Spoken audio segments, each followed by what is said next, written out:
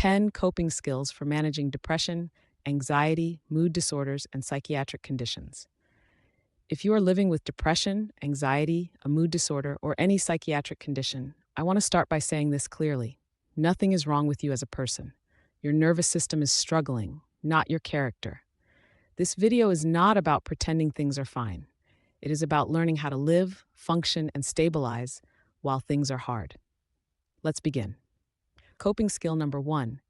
Name what is happening without judging yourself. When anxiety spikes or depression deepens, many people immediately turn on themselves. They think, "What is wrong with me?" or "I should be better by now." Instead, practice naming what is happening in neutral language. Say it out loud or in your mind. "This is anxiety. This is a depressive episode. My nervous system is activated." This matters because the brain responds differently to named experiences than to vague fear. When something is unnamed, the brain treats it like danger. When it is named, the brain can shift into regulation mode. You are not minimizing your pain by naming it. You are grounding it. This also helps you stop making permanent conclusions during temporary states. Anxiety tells you everything is urgent. Depression tells you everything is hopeless. Naming interrupts that story. You are not broken. You are experiencing symptoms. That distinction alone can reduce intensity. Coping skill number 2. Regulate your body before you try to fix your thoughts. One of the biggest mistakes people make is trying to think their way out of anxiety or depression. When your nervous system is dysregulated, logic does not work well. Start with the body. Slow your breathing. Relax your jaw. Drop your shoulders. Put your feet flat on the floor. Run cold water over your wrists or face. These are not small things. They send safety signals to the brain. You cannot reason with a nervous system that believes it is under threat. You must calm it first. Once your body settles even slightly, your thoughts will follow. This is not weakness. It is biology. Every time you regulate your body first, you shorten the length and severity of episodes. Coping skill number 3. Lower the bar on bad days without giving up. Depression and anxiety often create an all-or-nothing mindset. Either you do everything perfectly, or you feel like you have failed completely. Instead, create a low-bar plan for hard days. Ask yourself, what is the minimum I need to do today to stay safe and functional? That might be eating something, taking medication, showering, responding to one message, getting out of bed. Low-effort days are not wasted days. They are maintenance days. Lowering expectations is not quitting, it is adapting. People who stay stable long-term are not the ones who push hardest. They are the ones who adjust expectations based on capacity. Meet yourself where you are. Coping skill number 4. Protect sleep like it is medicine. Sleep is one of the most powerful stabilizers for mood disorders, anxiety, and depression. When sleep is disrupted, symptoms intensify, thoughts become darker, anxiety becomes louder, impulse control drops. You do not need perfect sleep. You need protected sleep. Anchor one part of your sleep routine, a consistent wake-up time, a wind-down ritual, reduce stimulation at night. Avoid relying on substances to knock yourself out. They often worsen sleep quality and mood over time. Sleep is not laziness. It is neurological maintenance. If you struggle with sleep, that is not a personal failure. It is a symptom worth addressing seriously. Coping skill number 5. Do not self-medicate with substances.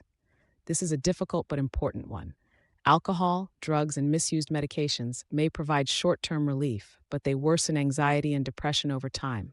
They disrupt sleep, increase mood instability, reduce emotional resilience. Self-medicating teaches the brain to avoid feelings rather than move through them. If substances have become part of how you cope, that does not mean you are weak. It means you are overwhelmed. Support exists, and real relief comes from regulation, not numbing. Choosing not to self-medicate is an act of self-respect, not punishment. Coping skill number 6. Build simple routines to reduce decision fatigue. When mental health is fragile, decision-making becomes exhausting. Routines reduce cognitive load. They remove the question of what should I do now and replace it with this is what comes next.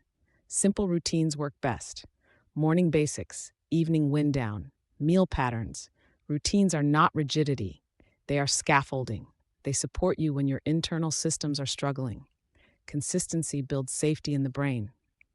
Coping skill number 7. Use the next small step rule.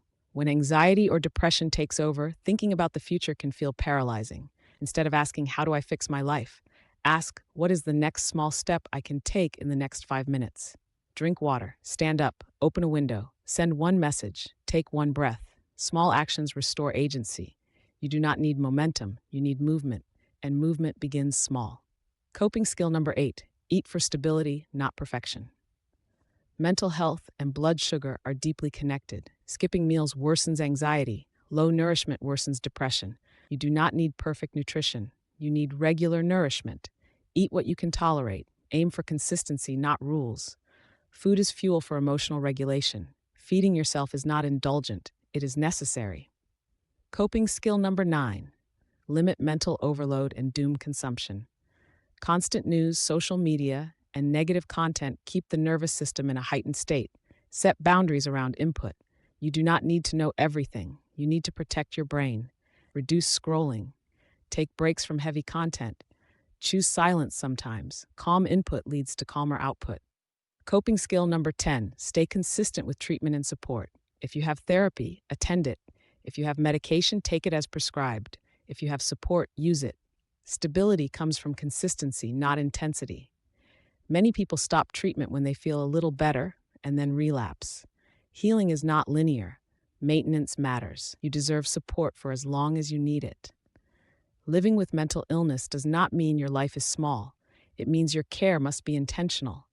You are not weak for needing tools. You are wise for using them. And you are not alone.